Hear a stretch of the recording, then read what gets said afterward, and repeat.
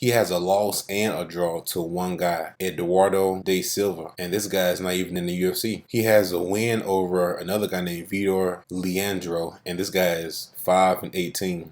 He has another win over a guy who's 0-1, so he's the guy's only fight and only loss.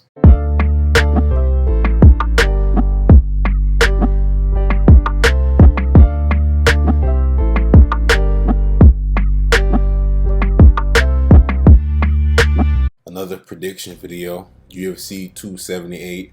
We have Francisco Figueiredo versus Amir Albazi. First, we have Francisco Figueiredo. Francisco is the younger brother of the champion Davison Figueiredo. He's 13-4, 3 wins by knockout, 8 wins by submission, 2 wins by decision, 1 loss by knockout, 1 loss by submission, 2 losses by decision. One thing that stands out with Francisco is he's very dangerous on the ground. He has a bunch of submissions. Most of his submissions come by armbar. His last fight against Daniel Lacerda, he won by knee bar. He got taken out early in the first round against Daniel, and he was able to finish Daniel with a knee bar from the bottom. Before he fought against Daniel, he fought against Malcolm Gordon. They both had moments in each round. Francisco would take down Malcolm, then Malcolm would reverse and end up on top of Francisco, and it looked like Francisco, even though he wasn't in any danger on the ground, he was on bad positions, like on his back for majority of the fight. And then in the third round, he got taken down and controlled for most of that round. And he was able to take Malcolm down late in the third round, but he had already lost the round,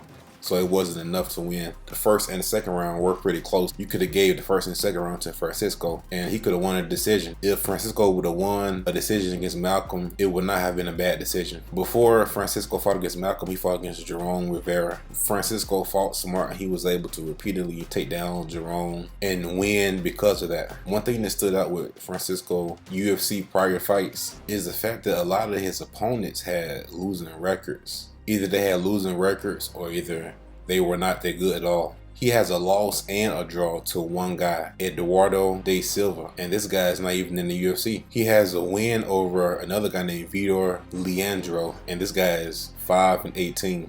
He has another win over a guy who's 0-1, so he's the guy's only fight and only loss.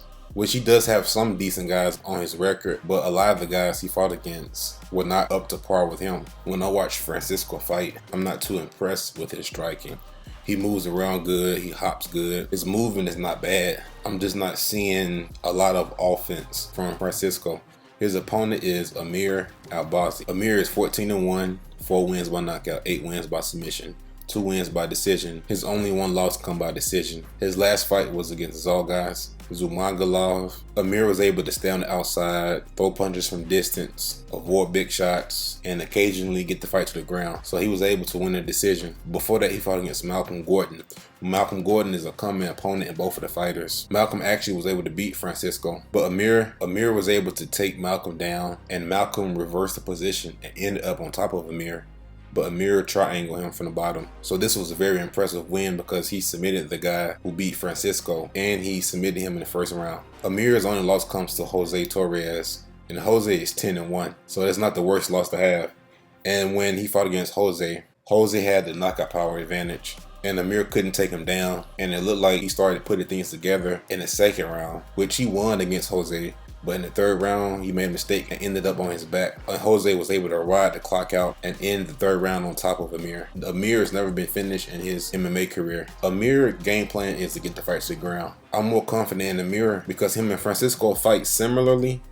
But if Francisco can't get the submission, he's more than likely going to lose and end up on his back for the remainder of the round, or end up in a bad position. But if Amir can't get the submission, he more than likely going to end up on top. He's going to stay in a dominant position. I can see Amir being in the top 5 in the UFC's flyweight division. I'm not too impressed with Francisco. Yes, he's good everywhere, but I would like to see him improve his striking. That's the thing with Amir. Amir has improved his striking significantly. Amir can win by decision or submission. That's why I'm picking him to win this fight. My final prediction is Amir to win by 3-round decision.